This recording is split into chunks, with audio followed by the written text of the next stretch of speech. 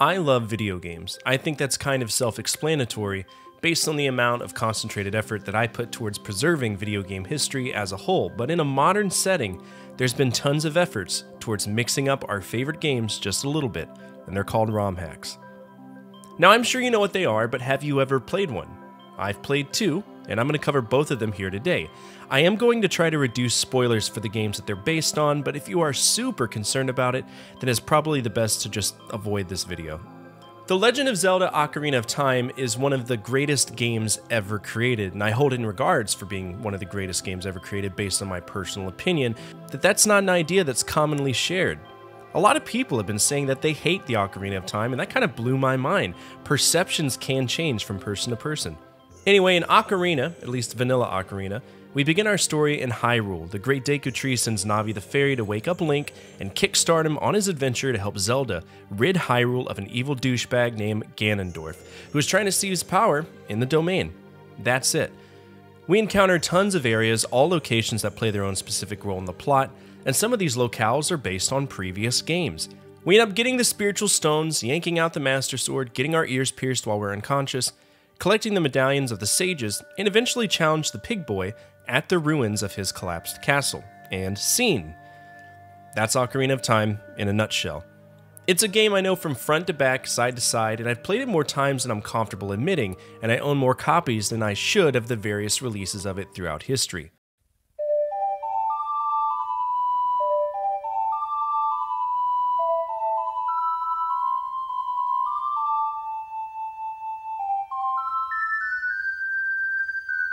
But then one day, one of my peers, and more specifically a teammate on the team that I'm on, Divine Shadow _18, challenged me with a ROM hack known as the Legend of Zelda, The Sealed Palace, and I was intrigued. In the past, I had only played randomizers, I hadn't ventured into ROM hacks, so this was a first for me. I booted it up and I'm in prison. Why am I in prison? Kind of weird to be inside a jail cell, but we get out and Saria tells us that we were imprisoned and Kokiri Forest was burnt down. Fuck. That's heavy. We escape and enter the gardens and end up in Zelda's bedroom where we look at a book and meet Sheik. Wait, this don't make no sense. Sheik is Zelda, why are we treating Sheik as a unique character? It was at this moment that I suspected that this game might be different than what I initially thought. It wasn't until I fired off this new song, The Overture of Light, and where I ended up after playing it, that I realized this was a totally different and unique Zelda experience based around one of my favorite games of all time. Now, I don't want to totally explain the entirety of this game because I don't want to ruin your experience should you decide to play it, but I'll go ahead and mention its strengths and its weaknesses, as well as the usual things I like to rate when I talk about video games. As is expected, playing the game is like playing Ocarina of Time. The layout of the pause screen remains the same, the items we use are shared with the original game, but they do violate the rules of the original game in regards to tunics. Child Link in the Sealed Palace can wear the Zora and Goron tunics, which I felt offered a little bit more variety in terms of accessibility to the overall map while being a child. However, much like Ocarina, Child Link cannot wield the Master Sword, can't wear the different boots, or equip the Mirror Shield. As an adult, we also cannot use the items that Child Link uses, such as Deku Sticks, the Boomerang, the Fairy Slingshot, or Magic Beans. With that being said, I did like the game's usage of these items. For the most part, they were quite intuitive, but the thing I hated the most is that this game relies heavily on leaps of faith. You kind of have to accept that you're going to try to make jumps that don't seem practical to the physics of Ocarina of Time, and they occur so often that it was exceptionally distracting to me. But other than that, there aren't many mechanical changes. In terms of the map, right off the bat, the entirety of Hyrule has a facelift. Almost every environment is unique to the point where it's damn near unrecognizable. Castletown in particular was an impressive change, and to me it felt like it had the complexity of Castletown and Twilight Princess if we applied it to the Ocarina of Time. Many of the dungeons are new and unique as well. While many maintain the art style and direction of the originals, they do have unique mechanics and a different layout. Plus, one more unique location we have is the Sacred Realm, which I didn't expect to see. It's cool for like 10 minutes and then I was over it. Mostly because we need to get Din's Fire and Nairu's Love from here, and yes, They are mandatory, you cannot progress without them. In addition to the locations being different, we have different songs as well. If I recall, Zelda's Lullaby remains the same, so does Epona's song, but the rest are strange bastardizations of the melodies, which brings me to another point of contention that irritated me to no end. The music in this game is incredibly hit or miss. Here's a fine example of the music you'll encounter in the Sealed Palace.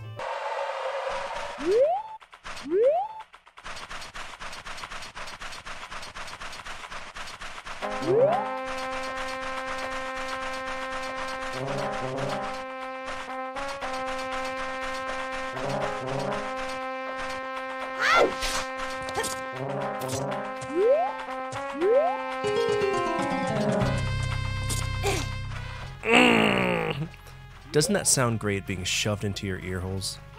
I was kind of pissed off because the music in Ocarina of Time was one of the main reasons I enjoyed the game so much. It was kind of the glue that crafted the experience to be what it was, and was just as important as the art and the story. Speaking of art, the good thing about the ROM hack is that it does remain faithful to the art that we would see in Ocarina of Time, and I was impressed by some of the locations. The big issue I had with the locations themselves is that it takes an act of God to know where to go. And that was a huge point of contention for me in the 2 weeks that it took me to beat this game.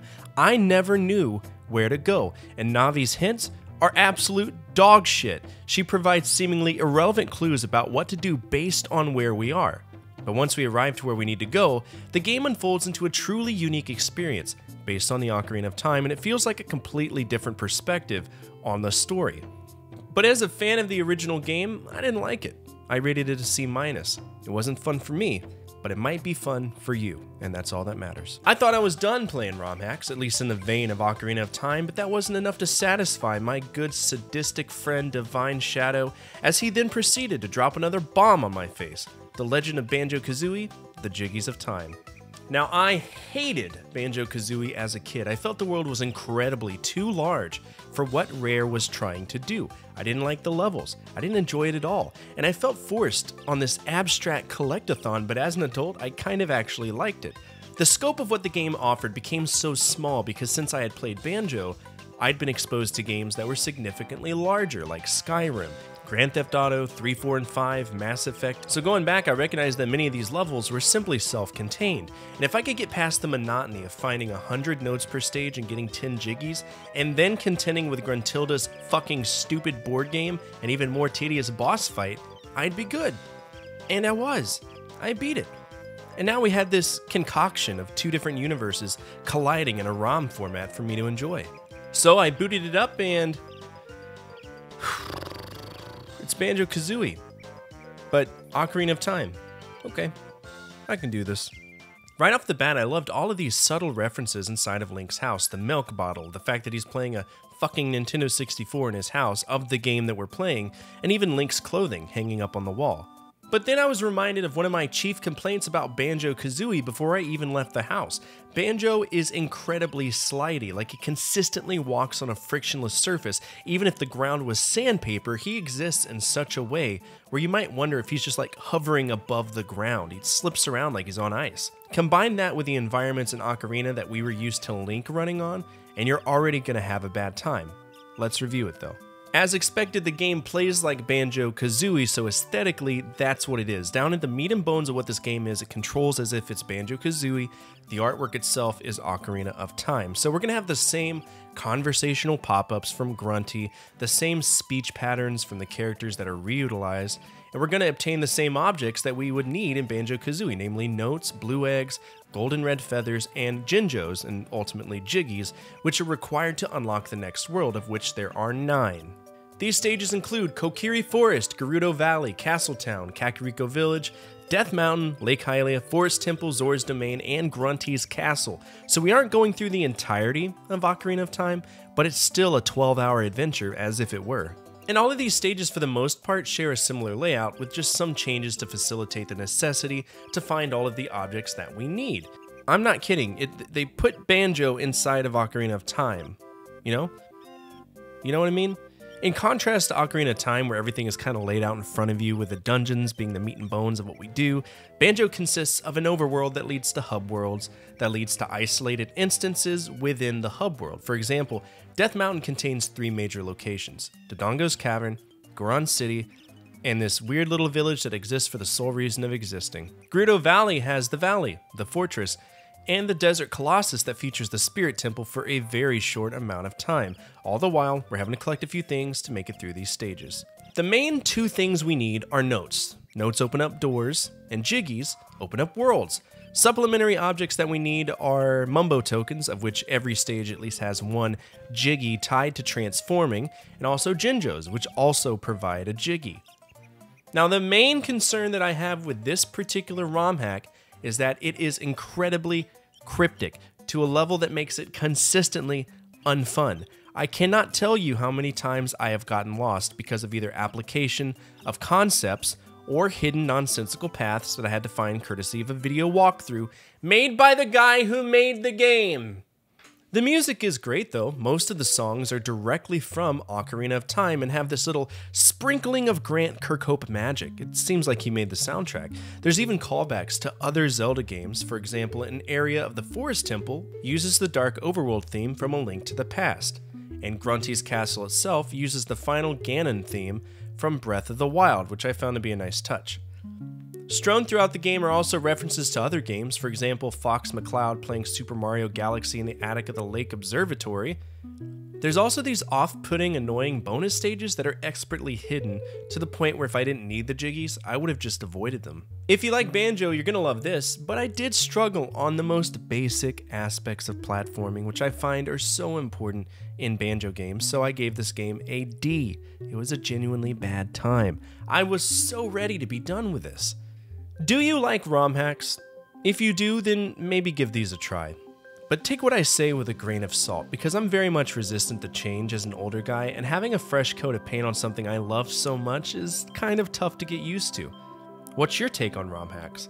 Feel free to comment down below if you've played these, or if you've played any others. I'd love to hear your opinions on them. That being said, thank you so much for taking the time to watch this episode, and if you liked what you saw, feel free to subscribe to the channel and click that thumbs up button. It helps with visibility. And as always, from my family to your family, good energy, good vibes, Fortify out.